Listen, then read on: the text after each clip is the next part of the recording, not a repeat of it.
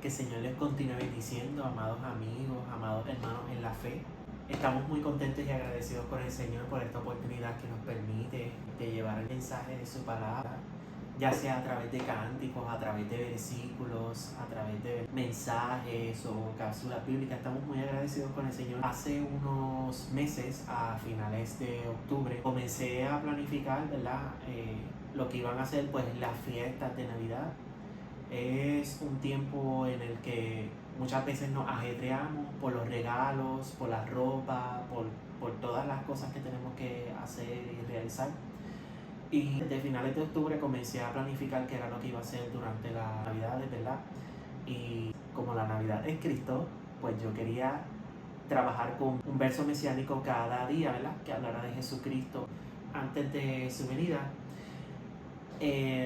Muchos de esos versos muy alegres, muchos otros de esos versos que escogí tristes, ¿verdad? Porque quería reflejar lo que fue la vida de Jesucristo, no solamente enfocarme en su nacimiento, que fue un suceso importante, que fue un suceso hermoso, porque fue la materialización de ese plan perfecto que el Señor tenía para la humanidad.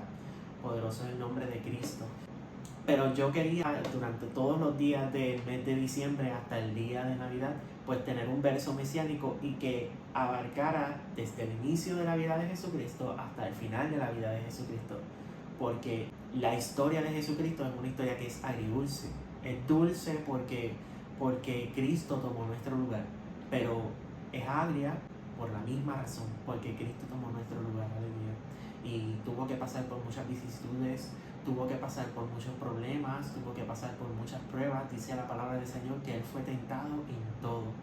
Así que Cristo tuvo que sufrir. Y pues precisamente hoy tenemos el último verso. Se encuentra en Romanos capítulo 11, verso 29. Y dice: porque sin arrepentimiento son las mercedes y la vocación de Dios. Eso está en Romanos capítulo 11, verso 29.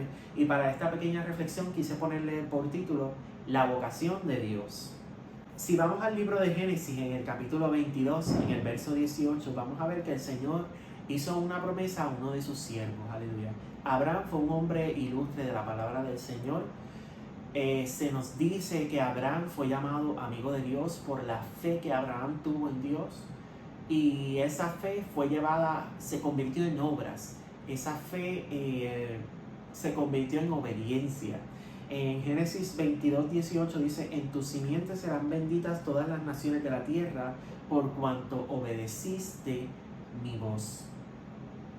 El Señor le había hecho promesas a Abraham, le había dicho que él iba a tener una simiente que él ni siquiera iba a poder contarla.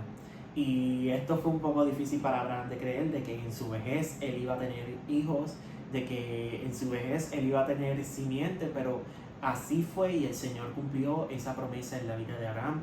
Pero entonces le hace esta promesa luego de que él obedece fielmente al mandato del Señor. Y le dice el Señor que en su simiente todas las naciones serían benditas. Quiere decir, desde este versículo nosotros tenemos conocimiento de que Dios en su plan nos tenía a todos ya incluidos. De que el plan de Dios era que todos pudiéramos ser involucrados, que todos pudiéramos ser herederos del reino de los cielos, que todos pudiéramos ser llamados hijos de Dios, que la relación de toda la humanidad con Dios fuera restaurada, no solamente la de un pueblo. Pero sabemos que Dios escogió un pueblo, Dios escogió al pueblo de Israel.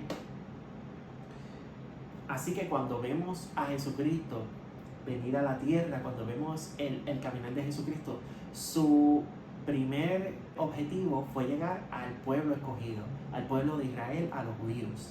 Pero luego de que Él llega a los judíos, luego de que Él los impacta, Él reúne a un grupo de apóstoles que Él decide entonces enviar a las naciones para que prediquen el mensaje del Evangelio. Pedro tuvo una experiencia hermosa con el Señor luego de reconocer delante del Señor que Jesucristo es el Hijo de Dios. Luego de expresar con su boca esta frase, él tiene una experiencia maravillosa con el Señor y recibe unas palabras de parte de Jesucristo muy especiales y muy importantes. Entre ellas, en Mateo 16, 19 dice: y a ti te daré las llaves del reino de los cielos. que todo lo que ligares en la tierra será ligado en los cielos, y todo lo que desatares en la tierra será desatado en los cielos. Aquí lo que Jesucristo le estaba diciendo a Pedro era que le estaba entregando las llaves del Evangelio. O sea que él iba a evangelizar a los gentiles. Pedro tiene una experiencia muy especial en el capítulo 10 del libro de los Actos, del libro de Hechos, donde el Señor le da una visión. El Señor le da una visión poderosa, una visión especial de cómo Él había limpiado a los gentiles, de cómo Él había hecho dignos a los gentiles de recibir el mensaje del Evangelio. Y Él fue obediente a este llamado, fue a la casa de Cornelio y allí el Espíritu Santo se manifestó de manera especial, se manifestó de una manera poderosa, porque este es el cumplimiento de lo que el Señor le había puesto en sus manos, las llaves del reino de los cielos para que lo administrara a los gentiles, para que lo administrara tanto a judíos como a gentiles, y el Señor le estaba dando este mandato y Él cumplió con ese mandato. Pero no solamente Él tenía este mandato, sino que fue dado a todos los apóstoles. En Marcos 16:15 Jesús les dijo: id por todo el mundo y predicad el Evangelio a toda criatura. Había un mandato de salir. Ya Jesús había impactado a los judíos, ya Jesús había impactado al pueblo de Israel, que es el pueblo escogido. Pero ahora el trabajo era salir al mundo y predicar la buena nueva de salvación, que ahora podemos ser llamados hijos de Dios, que ahora podemos ser herederos del reino de los cielos, pero que tenemos que reconocer a Jesucristo como nuestro único y exclusivo Salvador, que necesitamos arrepentirnos de nuestros pecados para poder restaurar la relación con Dios y para poder tener una relación directa con el Padre. Pero hubo, ¿verdad?, obstáculos en esto, y tuvo que surgir la persecución para que entonces los que ya eran llamados iglesia salieran a predicar el Evangelio, para que entonces surgieran. Dentro de esta persecución sale un hombre llamado Saulo, que comienza a perseguir la iglesia. Dentro de sí él creía que estaba haciendo una buena obra para el Señor, dentro de sí él creía que estaba haciendo lo correcto delante de los ojos de Dios, pero estaba persiguiendo a la iglesia. Comenzó a perseguir la iglesia fuertemente, y llegó un momento que en medio de esta persecución a la iglesia de camino a Damasco, él tiene una experiencia personal con el Señor. Se encuentra directamente con la luz de Jesucristo, que lo deja ciego durante 3 días.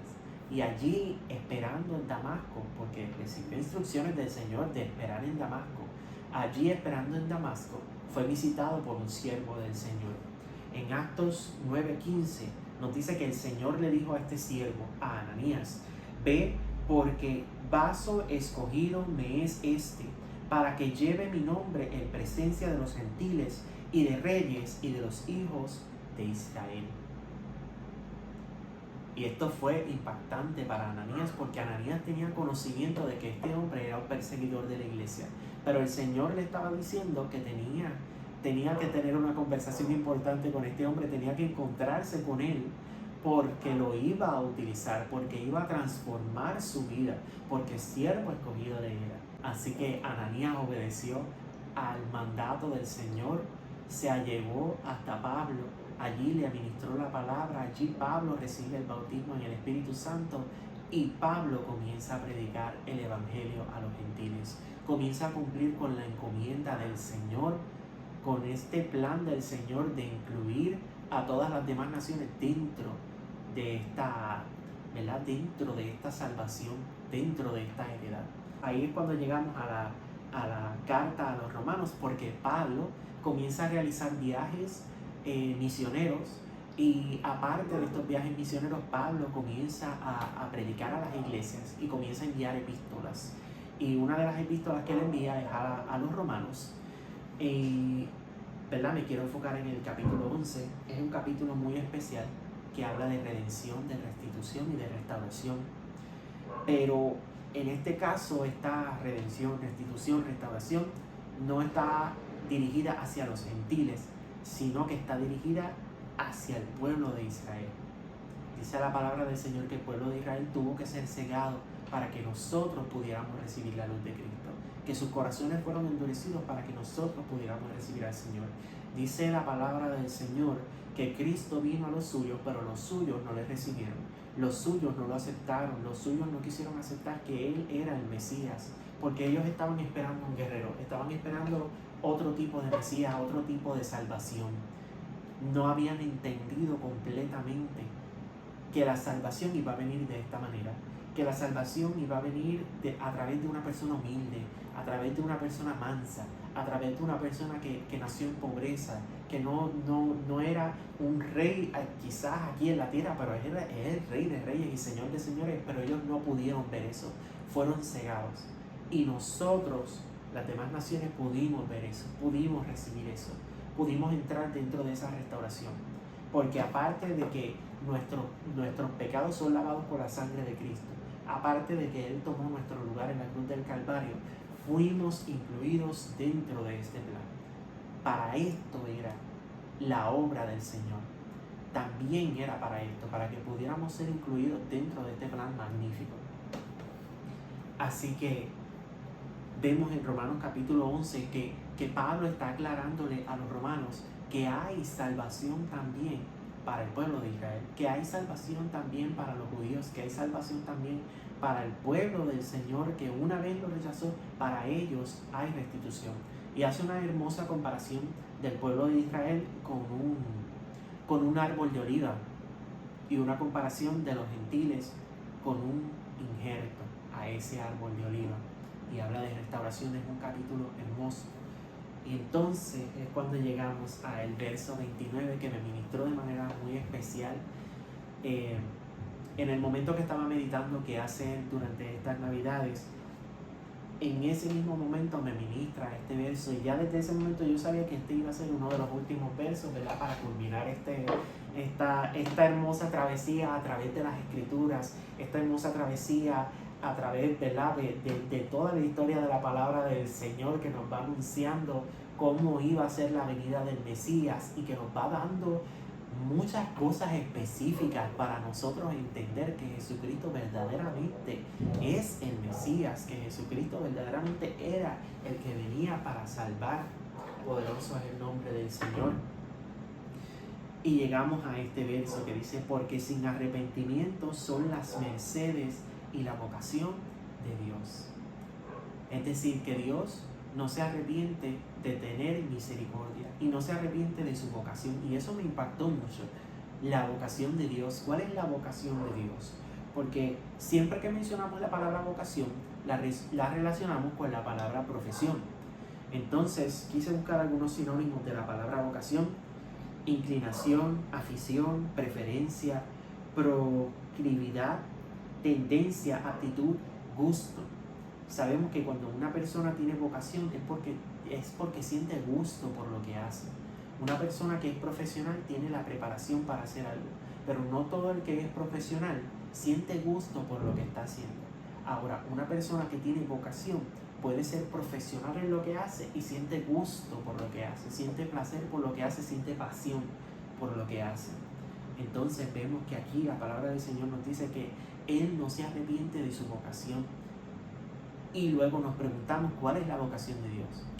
¿Cuál es la profesión que Dios hace con gusto, que Dios hace con placer, que Dios hace con toda su pasión? Pues este es un capítulo que nos habla de redención. Nos están diciendo que la vocación de Dios, lo que a Dios le gusta hacer con pasión, es redimir. Lo que a Dios le gusta hacer con pasión es transformar. Lo que a Dios le gusta hacer con pasión es trabajar y hacer mucho donde no hay nada. Transformar a las personas que la sociedad ya ha desestimado. Pablo era un hombre que para la iglesia ya estaba desestimado, porque era perseguidor de la iglesia, porque le hacía la vida difícil a la iglesia. Pero el Señor vio en Pablo a un siervo escogido que iba a poder participar activamente dentro de su obra, a un siervo que se iba a movilizar, que iba a tener todo por estiércol, que iba a tener todo lo demás en poco, por el Evangelio de Jesucristo, porque él era una persona apasionada, él era una persona que sí deseaba cumplir con la voluntad del Señor, pero estaba confundido, su enfoque estaba perdido, él estaba enfocado en otras cosas y estaba haciendo todo lo contrario a lo que el Señor deseaba que hiciera. Pero aún así el Señor vio en él a un hombre que iba a beneficiar la obra del Señor Jesucristo y transformó su vida. Aun cuando la iglesia pensaba que este hombre no podía ser más que perseguidor de la iglesia, la vida de Pablo se transformó y él dejó de ser perseguidor y se convirtió en perseguido, porque al volverse parte de la iglesia, él también comenzó a ser perseguido. Y a través de la historia de las Escrituras vemos cómo Pablo sufrió, vemos cómo fue perseguido, vemos cómo fue apedreado en varias ocasiones, vemos cómo fue encarcelado en muchas ocasiones, vemos cómo fue enjuiciado muchas veces, cómo fue latigado. Gloria al nombre del Señor. Este hombre sufrió por el Evangelio. Este hombre fue un mártir del Evangelio. La iglesia no tenía idea de que esto iba a pasar con este hombre, pero Dios tenía estos planes para la vida de este hombre. Dios tenía esta transformación para la vida de este hombre. Dios no se arrepiente de su vocación. Dios no se arrepiente de redimir. Dios no se arrepiente de restaurar. Dios no se arrepiente de terminar la obra que ha iniciado en tu vida. Dios no ha terminado de trabajar en tu vida. Él es el experto. Él es el que tiene el conocimiento. Él es el profesional. Pero no solamente es profesional, sino que lo hace con gusto. El Señor con gusto te restaura. El Señor con gusto te limpia. El Señor con gusto restituye tu vida y transforma tu corazón. Pero tienes que darle el lugar al Señor. Tienes que darle el espacio al Señor para que trabaje en tu vida. Este es un buen momento para acercarte al Señor, para poner tu vida en las manos del Señor y para reconocer que solamente Él es el que puede solucionar el problema que hay en tu corazón. Cuando estamos enfermos nos acercamos al médico porque sabemos que Él es el profesional, porque sabemos que Él es el que nos puede ayudar. Cuando nuestro carro se daña, vamos al mecánico porque sabemos que ese es el profesional que nos puede ayudar. Pero ¿a dónde vamos cuando el corazón está dañado? ¿A dónde vamos cuando la mente está desenfocada? Debemos ir a Jesucristo, debemos ir al Señor, porque Él es el que tiene la profesión, Él es el que tiene la vocación para trabajar en tu mente, para trabajar en tu corazón, para trabajar en tu vida y para restaurar esas áreas que ningún otro profesional puede restaurar, que ningún otro profesional puede trabajar. Esto es la Navidad. Esta es la razón por la que Cristo vino al mundo, por la que Él se reveló, por la que Dios se encarnó y sufrió hasta la muerte y muerte de cruz. Todo este caminar, todos estos versos, toda esta profecía cumplida en Cristo, que es la palabra en acción, que es la palabra cumplida, como dice Juan, que en el principio era el verbo, Cristo es el verbo. Todo este plan, todo el cumplimiento de este plan es porque Dios tiene vocación para redimir. Es porque Dios se complace en restaurar. Es porque Dios se complace en transformar. Y es porque Dios no se ha rendido con la humanidad. Porque Él quiere tener una relación con el hombre. Porque Él quiere que nuestra relación con Él sea restaurada. Y que podamos volver a aquel estado en el que nos encontrábamos en el huerto del Edén. En una comunicación directa y en una relación directa con el Señor, donde podemos adorarle con nuestra vida en espíritu y en verdad, como dice las Escrituras, que el Padre busca verdaderos adoradores que le adoren en espíritu y en verdad. Él los busca y Él está dispuesto a transformar, a restaurar, a restituir y a redimir, porque esa es la vocación de Dios. Cristo vino al mundo para tomar nuestro lugar en la cruz del Calvario. Todo este suceso hermoso de la llegada de Jesucristo al mundo, allí en Belén, una llegada pobre, una llegada, ¿verdad?, humilde, pero todo este suceso se define con la palabra amor. Amor, amor, amor inexplicable del Señor hacia nosotros. Y Él es el profesional para restaurarnos y para restituirnos. Espero que este mensaje haya sido de edificación para tu vida. Espero que haya ministrado tu corazón y espero que en esta hora, no importa el momento que sea, si sea de día, si sea de noche, si sea de tarde, puedas poner tu vida en las manos del Señor y puedas poner tu confianza en el Señor. No te rindas tú contigo mismo cuando el Señor todavía no se ha rendido contigo. No busques en otros lugares la solución que solamente Cristo te puede dar, que solamente Cristo te puede ofrecer, que Cristo es el único que tiene la vocación, el amor y el gusto por hacerlo en tu vida. Porque si tú quieres ser restaurado, déjame decirte que el Señor todavía quiere más. El Señor desea más que tú restaurarte. El Señor desea más que tú trabajar en tu vida. Porque esa es la vocación de Dios. Que el Señor te continúe bendiciendo.